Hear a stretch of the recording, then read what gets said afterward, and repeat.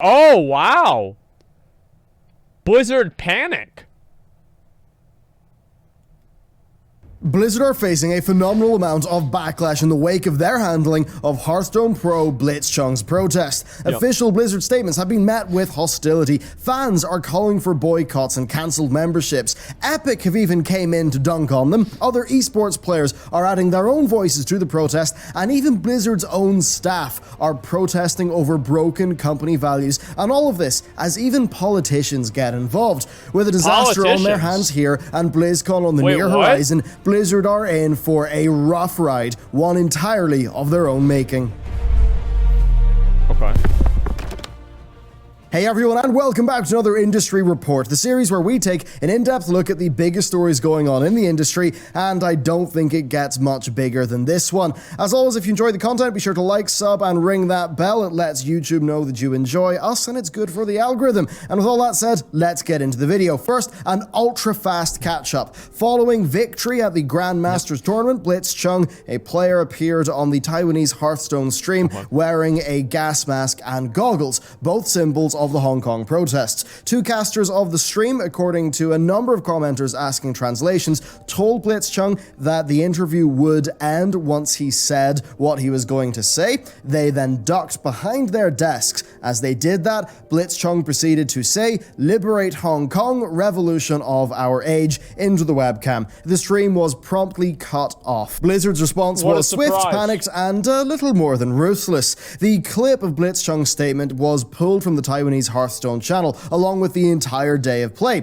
Blitzchung was removed from the Grandmasters tournament and banned from all professional play for 1 year and had his prize money rescinded. The casters were also fired by Blizzard, presumably for facilitating the protest and not preemptively, shutting the thing down. Now, Blizzard's reasoning for Blitzchung's dismissal was that his actions contravened official competition rules and constituted individual behavior which does not represent Blizzard or Hearthstone esports. Of course, that's just what they wanted you to hear in the West, because the official Hearthstone account on China's social media site Weibo also made a statement following Blitzchung's removal. Now, working with languages is quite difficult, and Mandarin is an incredibly contextual and nuanced language, but thanks to some very, very helpful assistance from Spanking Jackson on our Discord server, we have an idea of what was said a bit more specifically. In short, the statement amounted to a strongly worded disapproval of Blitzchung and the casters' actions, as well as them stating their own point of political view.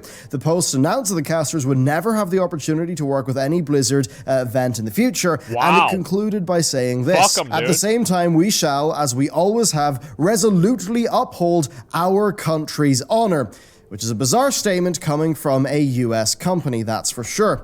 The reaction from the community has been fierce and uniquely far-reaching. Blitzchung has since said in an interview with AFP, "I sacrificed my time hanging out with my friends and studying because of this competition. Even though it seemed I had wasted 4 years of time, I have something more important in my heart. If we lose the movement, Hong Kong will end forever." Then a notable response relating to him came courtesy of Gods Unchained, a new TCG still in its beta. The team reached out to Blitzchung on Twitter, confirming that they will pay for all his lost winnings and they'll give him a ticket to their 500k tournament and pay for it.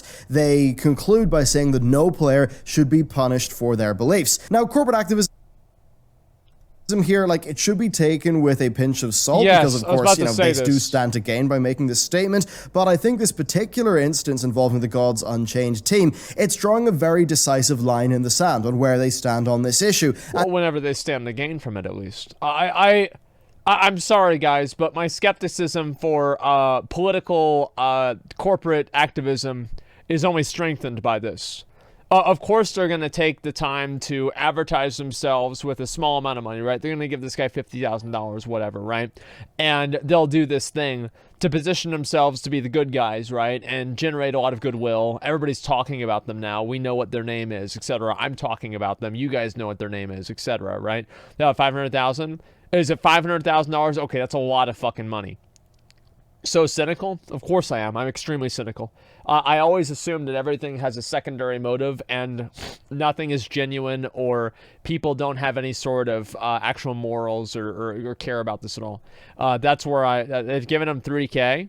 Ticket to 500K tournament. Oh, it's a 500K tournament. Okay, so they're not giving him $500,000. Okay, never mind. I don't know why you guys are saying that, but anyway, so like of course they're going to use this opportunity to promote their own game, right? I mean that's what's happening is they're using this opportunity to promote their own game. They're just doing it for a way that people agree with, so people are okay with it. But it's the same thing. And in the process, they likely sacrificed any chance of gaining Chinese approval. So because of that and because of the obvious lost earnings potential there, I think it is a genuine principled stand that they're making. And I suppose speaking of direct things, so. Epic Games of all people have made a statement in reaction to Blizzard's mess. The Fortnite developer announced that it would not ban players or content creators for their political speech. In a statement made to The Verge, a spokesperson confirmed, quote, Epic supports everyone's right to express their views on politics and human rights. We wouldn't ban or punish a Fortnite player or content creator for speaking on these topics. Yeah, Blizzard will not be happy.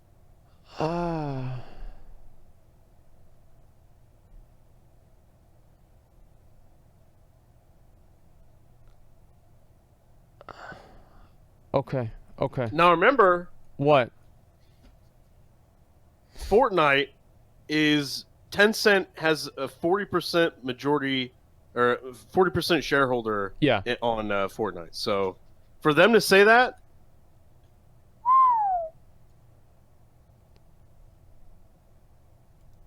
So what do you think Fortnite would do if they had people in like, you know, like pro-fascism stuff? If they won the tournament, what do you think they would do? what do you mean? They would ban him. Yeah, they'd ban him. Yeah, of course. You can't have that. Yeah, it's a good point. Yeah, it's disgusting. Happy with that one. And the contrast here is actually notable because both companies have deep roots in China. Epic is partially owned by Tencent, actually a good bit more than Blizzard is, though it is still a private company with Tim Sweeney being the majority shareholder and ultimately the decision maker.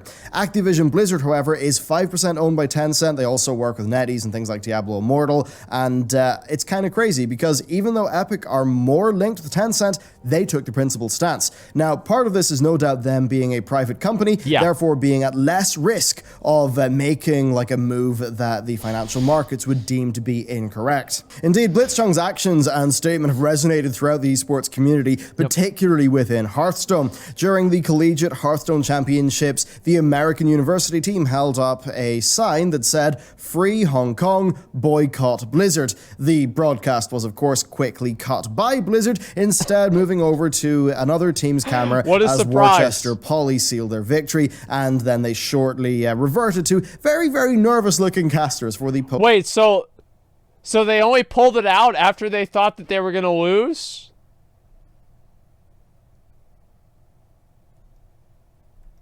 Blizzard. The broadcast was, of course, quickly cut by Blizzard, instead moving over to another team's camera as Worcester... Okay. I mean, like, they did lose. Might as well, exactly.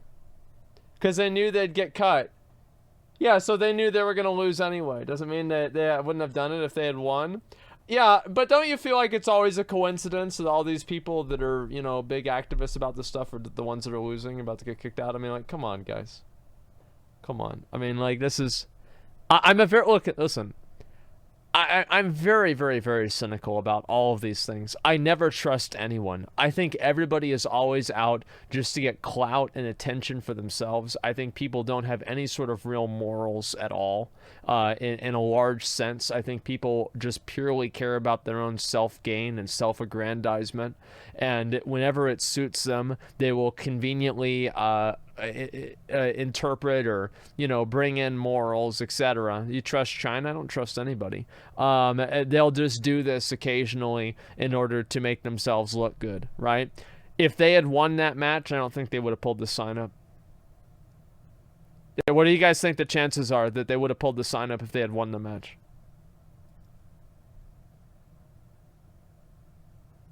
Yeah, 0%.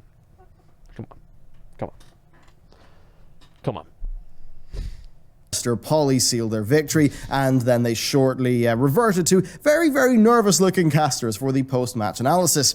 The clip was quickly removed from Twitch, but has since appeared in an unofficial capacity, of course, on YouTube and Reddit. Surprise. Then past that, a number of Blizzard staff members have actually voiced their displeasure, and they've done so in a number of particularly striking ways that I think require a little bit of background context. So a photograph of Blizzard staffers doing an umbrella protest at the big orc statue was posted to the Hearthstone Reddit by one of the staffers in question. Now, this protest is an overt reference to the umbrella movement which emerged in the 2014 democracy protests at Hong Kong. Now, during these protests, umbrellas were used as a tool of passive resistance in response to the Hong Kong police's decision to use pepper spray to disperse a crowd, calling for greater transparency in election proceedings. The umbrella then regained its status as a symbol of protest recently when the Hong Kong police employed tear gas at a rally commemorating the 5th anniversary of the original umbrella movement. Now, that means that the Blizzard umbrella protest is therefore just deeply linked to the symbology and ideology of the Hong Kong protests and is completely unambiguous in its support for the movement. Then another employee-led protest is relating to Blizzard's core values. The entrance to Blizzard's California HQ in Irvine has a massive statue of a wolf-mounted orc warrior, and the statue is surrounded by a runed compass with Blizzard's 8 core values at its points. And 2 of these values, think globally and every voice matters, have been covered by angry Blizzard employees. This was shared on Twitter by an ex-Blizzard employee along with the caption, I guarantee you that guy doesn't work on the WoW that guy does not work. Whoever put that on does not fucking work on the WoW team. Absolutely. Absolutely not. Because if they did, there would be 2 pieces of tape on it and not 6. Like, they would tape to, like, one side, the wind would have blown it over, and you would have still seen it, right? But, like, you know, for this has got to be, like, somebody working over on Overwatch or, you know, one of the other games. Yeah, it's got to be, like, Overwatch. No, this has Overwatch written all over it, trust me. Yeah, definitely the Overwatch team. Not everyone at Blizzard agrees with what happened. Now, as you may expect, the backlash from fans has been the most pronounced, and it's impossible to ascertain the extent of follow-through in these sorts of things, but calls for a boycott of Blizzard products have been extremely loud. Both Blizzard and Boycott Blizzard have been trending globally on Twitter in the aftermath of Blitzchung's dismissal, and the story was also on the front page of Reddit before the thread was actually closed for, well, right now, unknown reasons. Fans have declared that they are cancelling memberships and uninstalling... Is there a Reddit in China? I don't even know. I have no idea. No, okay. I guess actually, why would I have expected there would be? Titles, while others are editing Blizzard characters to visually align them with a pro-Hong Kong stance. We've seen this particularly with May. Then past that, we've seen everything from longtime community mods actually just quitting on the Hearthstone Reddit to there being groups talking about how they can arrange protests at BlizzCon this November.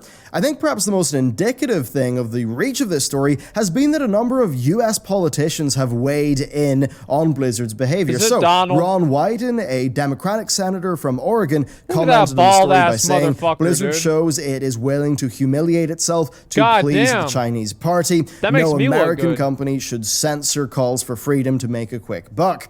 Then Republican Senator for Florida, Marco Rubio, has also been outspoken on the topic, imploring people to recognize that people who don't live in China... I can't spill the water, but yeah, it's little Marco, dude. Little Marco coming in hot, dude. Wow. He's saving our game. That's amazing. Holy shit.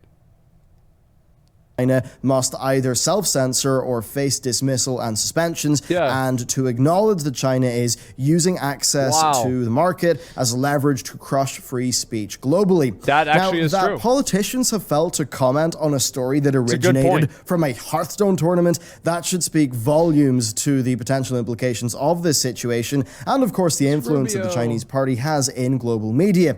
Now, it shouldn't be understated that this is a big story. It's one with far-reaching implications for a number of different fields. I think it also calls into question the future of individuality in esports. It's nice that we've seen, say, you know, like Fortnite or Epic actually be in support of that, but with Blizzard less so. It kind of highlights the dangers also of corporate activism and how the mindset that a company like wishes to project is often far from the mindset they actually have. And then, of course, most overwhelmingly, it shows the influence of I hate this shit, dude. Like, if you're a company, just make your fucking product and shut the fuck up. Like, I hate it whenever companies get involved with this political shit, because it's just a matter of time until something like this happens and everybody realizes that it was all fake to begin with.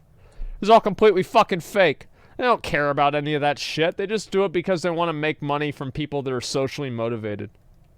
Chinese money, and if you're more interested in that topic, I'd recommend reading into the Belt and Road Initiative. Staying focused on gaming and media though, well, China is a huge market and it's only going to be getting bigger. It's already the largest market for both PC and mobile gaming, and as such it can exercise a great deal of influence in the games industry.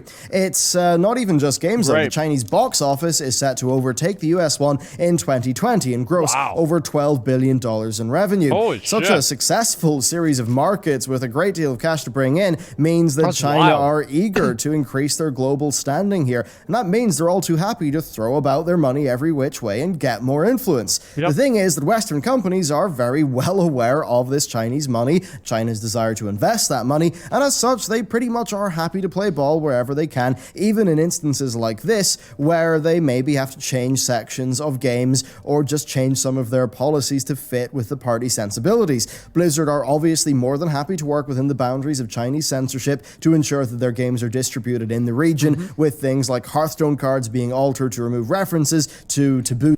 That's whenever they nerfed Jaina's boobs, because they had like her boobs, right? And then I guess assuming like probably people in China, right, go like, that's too much. Get those boobs out of here. They're too big. And then they put a shirt on her. They literally slut-shamed Blizzard into nerfing Jaina's boobs. Subjects such as necromancers. Now, of course, for Blizzard, it's worth it as their properties have historically been hugely popular in China. And even to take a more recent example, the Warcraft movie that bombed in the US but performed phenomenally well in China. Of course, it was made by Legendary, who, funnily enough, are actually mostly China-owned. Right? Yeah. Now, money really is at the heart of all of this, and often money and morals don't particularly mix that well. Companies can and do manipulate how the public perceives them in a number of different ways, and one of those ways is through corporate activism, and I think this story shows how hollow that is. Now, corporate activism, that is referring to a company taking a stance that aligns it with, say, social change or something like that. Now, that can be a symbol of genuine support, or it can be a cynical sort of cash grab. Take Blizzard's support of, diversity and LGBTQ issues. That's well known through Overwatch. They gain a lot of support from people who cheer them on for, their games having a diverse cast with Overwatch that encompasses loads of different races, nationalities, sexualities. Blizzard, of course, use this to project a progressive, free-thinking attitude, one that, of course, will align with many of their staff, which means their staff are happy to do it, but, Blizzard will be fine with that, but the second that something like the Blitzchung situation happens, well, their morals will go out the window. Evidently, Blizzard's morals will only hold out for as long as the cash flow does. Their dismissal of Blitzchung and the two casters for participating in a protest of, an openly violent, oppressive regime, that does show their willingness to bend the knee when it comes to, money. If the modern social values that Blizzard support in Overwatch weren't overall popular, we can be pretty sure they wouldn't be there because they wouldn't be profitable. And I think it's just made so clear by their decision making in this case, especially as it is contrasted by Epic's. Their strategies are inherently contradictory, and there may just come a time where a lot of this stuff comes crashing down for Blizzard. And maybe it is that time now, and I think especially this is the case with their long-term esports focus. Blizzard have spent the last few years attempting to cultivate a squeaky clean esports image with outings such as the Overwatch League, something that has seen its fair share of disciplinary action and controversy, and indeed, I found very just heartless and alienating being a fan of, sort of the more old-school esports. Esports is personality driven, right? It's a player. Well, I want to have I want to have an esports team that's about a city, dude. Like, that's the coolest thing about esports is you can have one dude playing in fucking, well, I guess not Hong Kong, right? But like some dude playing in fucking Japan, or, I guess Ping would be bad, right? One guy in Washington, another guy in Florida, one guy in Texas, and one other dude in New York, dude. It's 4 fucking dudes. They come together. They're boys, and they all meet up in real life, and they're gonna play together. And it's fucking awesome, dude. It is amazing. I love that. It's the main fucking thing that I like about online games. It is one of the coolest things about online games. Is you can sit here, all of us right now in chat. All of us live in completely different places in the world, and we're all together doing things and talking, and you think about how fucking ridiculous that is. Up until the last 20 years, that was unheard of for all of human history, and now we do it every fucking day. It is amazing. And so in my opinion, I feel like the way that they're doing like the teams and like having to be sponsored by a fucking city and everything like that, it's just not for me. It's not for me. It's not what I hold in value, and I think it's cool about online games.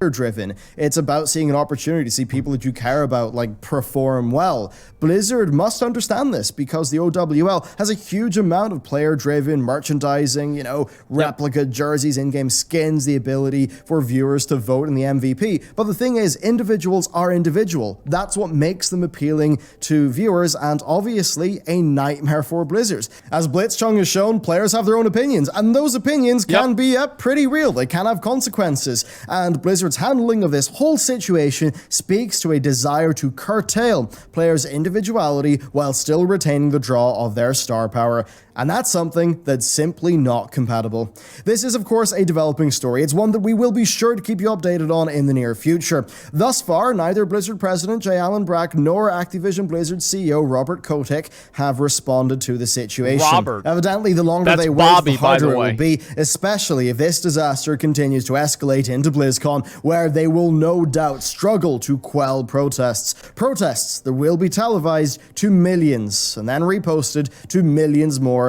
through the virtual ticket. And I think if there's anything to take away from this, it's that Blitzchung has accomplished his goal. He certainly has got much of the world talking about the issue. So with that, thank you very much for watching this video. Let me know what you think about the story down below. And with that, I will see you soon.